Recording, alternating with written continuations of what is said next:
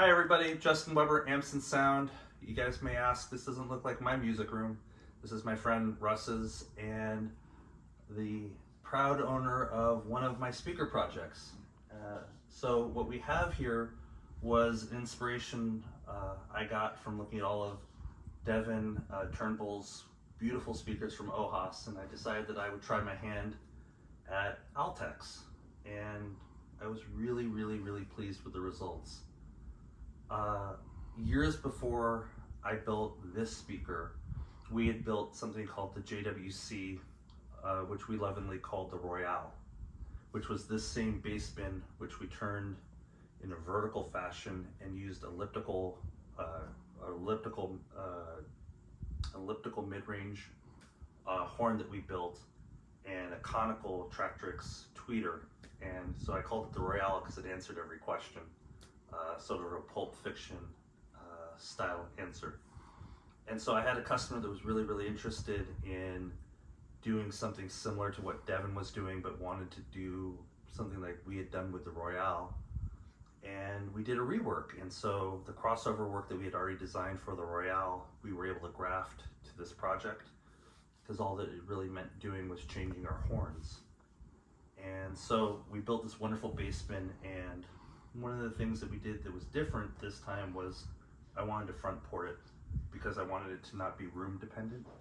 In the previous versions, we had it rear ported, and you know, there's sacrifices to that. We didn't want it to be boundary dependent as rear porting typically is, so we front ported it. What you see here is actually twin 12s in a Tractrix flare horn, so it's horn loaded and ported. So it's actually a really complicated design by Dr. Cullison, who has a patent on it. And he's a good friend of mine and extended its use to me. So that's the bassbin, and incredibly stable into the low 30s. Super efficient because we're paralleling the two 12s together. And I ordered the Klung horns from Germany, and you know, Victor Klung, Klung hammer horns from Germany, and they're all wood horns. This is a replica of an Altec 1505 horn with a 1.4 inch throat.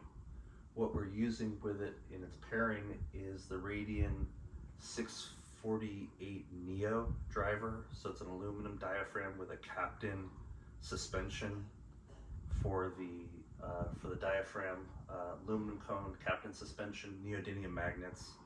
It's about as cutting an edge a compression driver as they exist. The tweeter is again a custom version from Klung hammer horns, and this was never made by Altec. This is his own design for a multicell tweeter, and it's a 1 inch compression driver, and it's a Radian as well. But with a ferrite magnet. Radian doesn't make a 1 inch compression with a Neo driver just yet. Crossover is second order. We use an autoformer for mid attenuation, and then a resistive L pad for high frequency attenuation. It's about 104 dB efficient. It does about 34 hertz to 18,000 kilohertz. It's really fast, and its soundstage is huge, absolutely huge. Russ would come over and he fell in love with the speaker system, and as you guys may know, my room's tiny. I had these huge horns in it, and it felt very sort of Japanese listening room. And they were all in black, and I think they were probably a little too black, absorbing too much light in the room. My wife was just sort of deeply unhappy with the size of the speakers.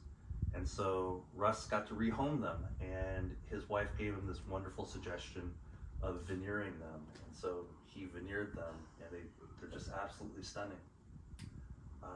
So these are the horns. And we spent the night listening to our ampsandsound Black Pearl, which is the same amp we took to Capital Audio Fest and really loved at Capital Audio Fest, and it showed sort of the trueness of tone that we'd want to hear.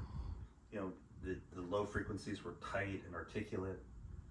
and the mid frequencies were true. And with the multi-cells, you know, you have 300B single-ended, no feedback, and a multi-cell, multi-driver array is about as classic a hi-fi rig as one can think, but with the tolerances and performance you'd expect from modern hi-fi. I hope you guys like. Thanks so much.